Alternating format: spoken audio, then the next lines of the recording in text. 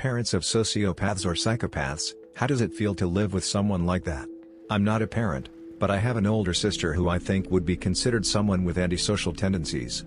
She has destroyed my family, hurt us physically, stolen from us, lied to us, and other terrible things. My mother, the kindest woman in the world, has been completely devastated both physically and emotionally by my sister, Brandy. Brandy was born 8 years before me in 1981. My mother was married to a person with addiction problems and aggressive behavior at the time. Brandy's father, Vic, left and disappeared shortly after she was born and was never heard from again. However, Mom says she sees a lot of Vic in my sister, that he had a very similar personality. When Brandy was 5, my mother met my father. She was extremely upset with the new family dynamic and often had random outbursts of anger, throwing objects at my father and resorting to physical violence. My father simply thought she needed time to adjust to having a male role model in her life and that she would eventually calm down. That never happened. Shortly after Brandy's 8th birthday, I was born. This caused even more tension in the house. When I was about 6 months old, she began to open my mouth with her hands, not because I was crying, but when I was happy because happy babies disgusted her. She also began stealing my toys, blankets, and pacifiers, then throwing them away.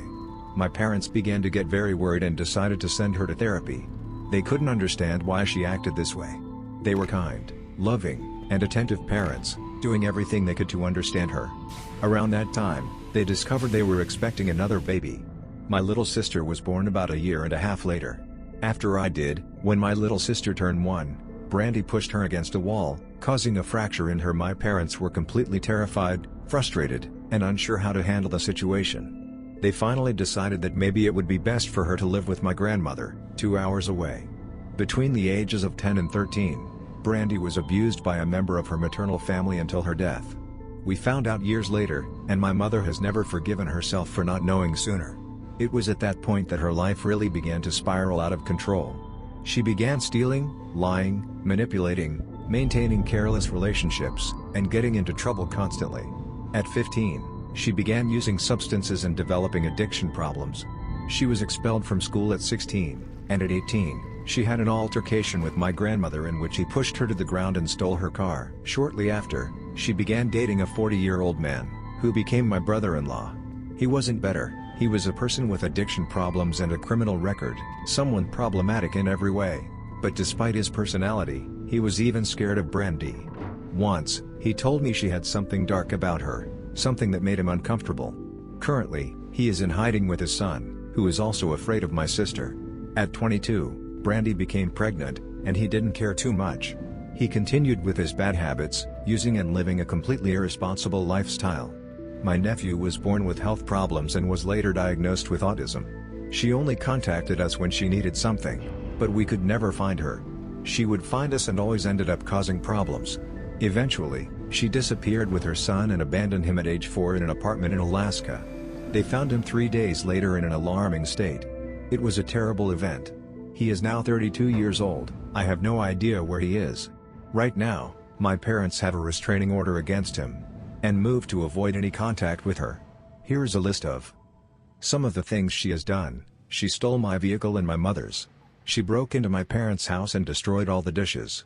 She took everything out of the cupboards and the pantry and left everything in a pile in the middle of the kitchen. She tried to attack Madge, father, with a sharp object. She tried to do the same to me. She abandoned my little sister and me at a mall 6 hours from home when we were 11 and 12. She covered my sister's mirror with her own blood. After hurting herself, she tried to steal my identity. She made false accusations against my brother-in-law. She tried to suffocate my grandmother in the hospital. She blames everything on my grandmother. She always leaves a trail of destruction and suffering in her wake. She manipulates people for fun. She uses both men and women. I'm almost certain she has caused serious harm to someone at some point in her life or will. She's attractive and extremely charming until she has an episode of total instability. I don't even know how to explain the feeling she gives me. She's on a level of coldness I've never experienced with anyone else. Just his smile makes me sick. If you're enjoying it, subscribe. My brother is schizophrenic. He has also struggled with substance and alcohol abuse. His diagnosis came very late in life, which meant that for a long time he didn't receive proper treatment. Growing up with him was incredibly difficult. He often exhibited aggressive behavior toward my sisters and me.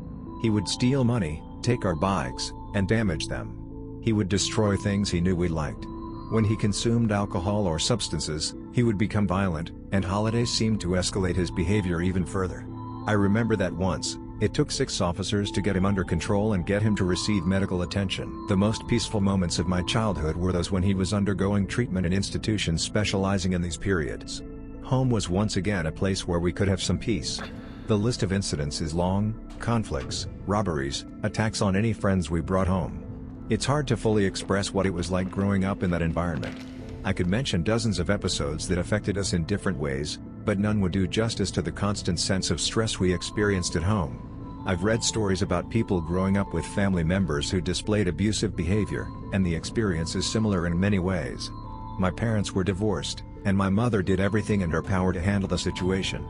But when you have to work all day and barely have any energy at the end of the day, what else can you do? The only positive part of all this was that my mother had to focus so much on him. In a way, I had complete freedom. As soon as I was old enough to get my license, I got a car, and I practically stopped being home. In the summer, I would leave for weeks at a time. I remember when I was 16, I drove from Charlottesville, Virginia, to Lar Banks in North Carolina, a trip of approximately 10 miles or 4 hours, with no plans, no place to stay. I lived in my car, spent nights at friends' houses, even slept on the porches of vacation homes for a week. I did it with very little money and without anyone knowing exactly where I was, except for a few friends I hung out with. In reality, despite everything I experienced at home, I really enjoyed my time in high school, and when I got to college, for the first time in my life, I felt like I could truly enjoy freedom. Mental illness can be very difficult to manage, not only for the person suffering from it, but also for those around them. Living with a family member who has a severe mental condition is a nightmare. Next story: I am a stepmother to a boy who I believe is a psychopath. I met his father 5.5 years ago, and my daughter, let's call him B, had just turned 2. I had my own son, known as E, who was 3 at the time. He began to throw tantrums. We thought it was a normal phase of aging and that it would eventually disappear. B's mother has always been in his life, but she never had custody. She only had visits that weren't very regular.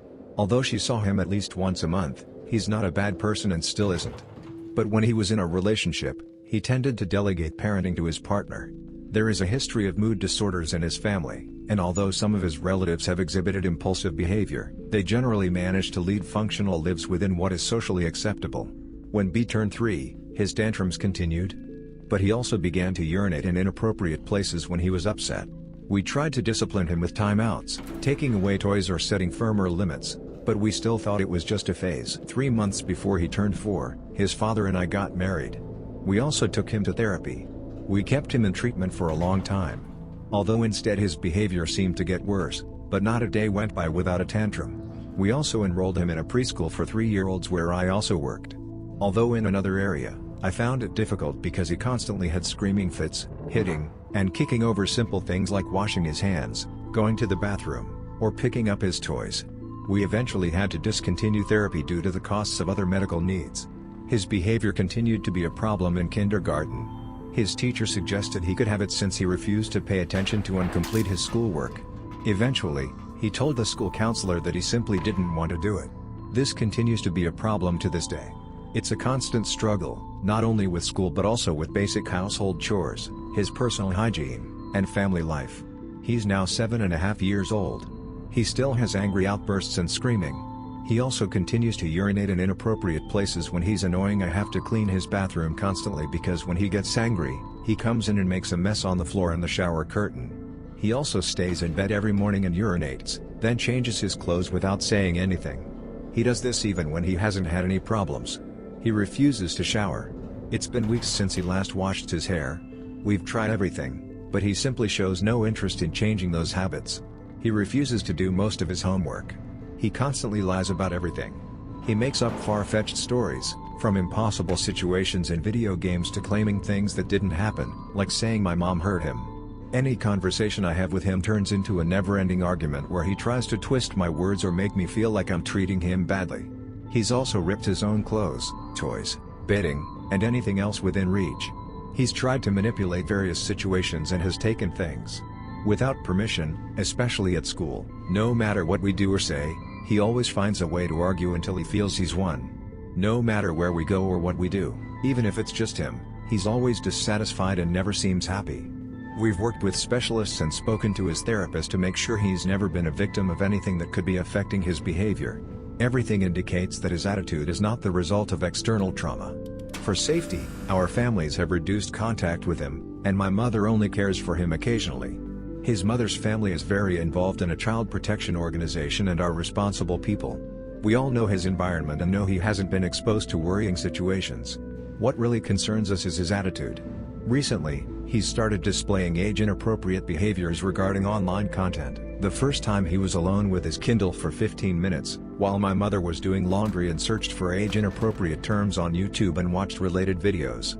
She received severe punishment, including losing access to devices and strict internet supervision. However, she went to her mother's house shortly afterward and repeated the act, attempting to show it to her 6-year-old stepsister.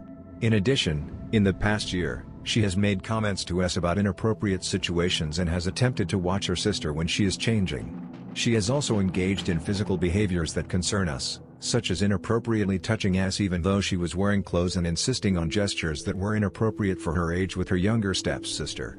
After this, we established a strict rule that she can never be alone with other children without supervision. She is currently back in therapy, but there has been no improvement in months, and the therapist is clueless about how to approach the situation. How do I feel about him? Honestly, I find it difficult to deal with him. I know that he's only 7 years old, but his behavior has deeply affected our family. My husband and I are completely different people than we were before. We're exhausted from the daily battles with him. We feel sad, frustrated, and overwhelmed by our own feelings toward him. We feel guilt, a huge, deep guilt. My husband especially feels that he put this burden on me and him. This is a child that I once loved with all my heart. I would even say that at one time I felt more love for him than for my own son. But after so much conflict, arguments, and negativity, I've started to distance myself. Emotionally, I'm a stay-at-home mom. I take care of him every day, all day, and I'll continue to do so. But when he turns 18, I don't know what will happen. I hope things will change, but to be honest, I don't think that will happen anymore. Next story, my husband is a sociopath. I think he knows. He's been trying for most of his life to figure out what's wrong with him. He spends a lot of time and effort trying to be normal. He seems to think killer whales and torches would fly away as soon as the world recognized him for what he is. This keeps him relatively safe to be around, but it creates a depressing family dynamic. His world revolves completely around himself. He likes to manipulate others, playing with their emotions. It's a game to him. I used to keep him out of the house. He worked at least 40 hours a week, and when he was home, he didn't spend much time interacting with the family. He was downsized at his job, and the children are now older and more expressive. He spends time in his proximity, and he's testing his temper with them. The oldest is having a hard time. He's 18 and passionate about life, an extrovert. His emotions are on the outside, like waving a steak in front of a hungry dog. Our other son goes quiet and makes a wall with his father. He waits for him. Our daughter tells him exactly what she is doing and then lets her know how ridiculous he's doing. He leaves her alone, for the most part. He doesn't like to be known and doesn't like being ridiculous. My husband likes to torment the cats, not really to hurt them, but to cause them distress. We have safe places in the house where if he chases them when they've retreated, the whole family unleashes hell on his head. It's the only way he'll settle. And probably another game for him. I don't think he'll do anything with the cats. When no one's around to see him, he starts fights in the family, bothering other family members and saying horrible things. But the next day, he'll ask why others are being cold and rude to him or refusing to talk to him. It's over for him because it's over. He doesn't create emotional bonds. He approves of me being around because he knows I admire his cool, rational mind.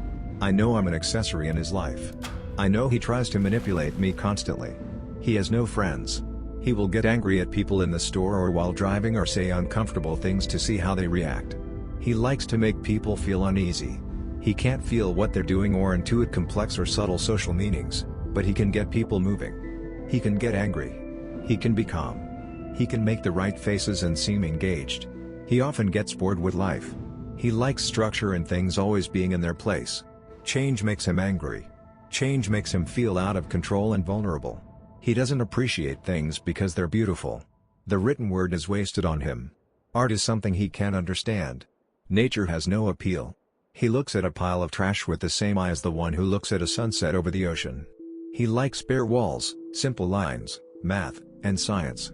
He doesn't like traveling. It's uncomfortable and he gets nothing out of it. It doesn't matter to you or the world. It doesn't go that way.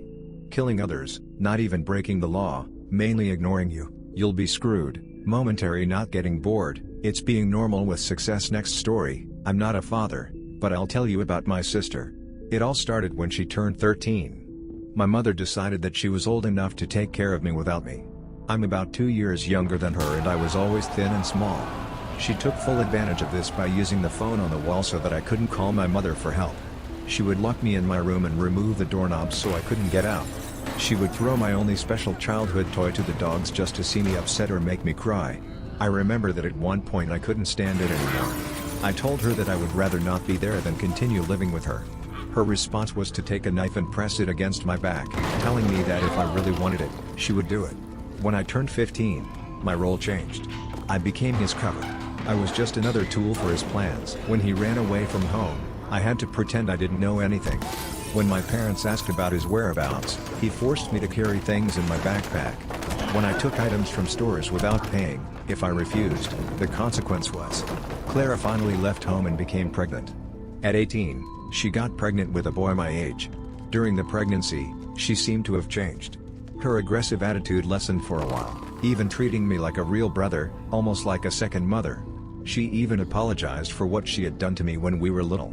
For the first time, I thought maybe I had a different future ahead of me, but it didn't last. After the baby was born, she slowly returned to her old self. She became involved in questionable activities and became aggressive and manipulative again. My mother and stepfather's patience ran out. When she turned 20 and was still completely dependent on them, with no intention of becoming independent. Without a job, she spent her partner's money and her own income on unnecessary things. Eventually, we had to evict them. Before she left, she looked at me and said with disdain, "We have so many places to go. We're just staying here to annoy you." Before she left, she took all the photos my mother kept of her from childhood to her last day at home and destroyed them. I'm glad I don't have to see her face or her partner's, but it hurts to think about her son. Growing up in an environment like that won't be easy.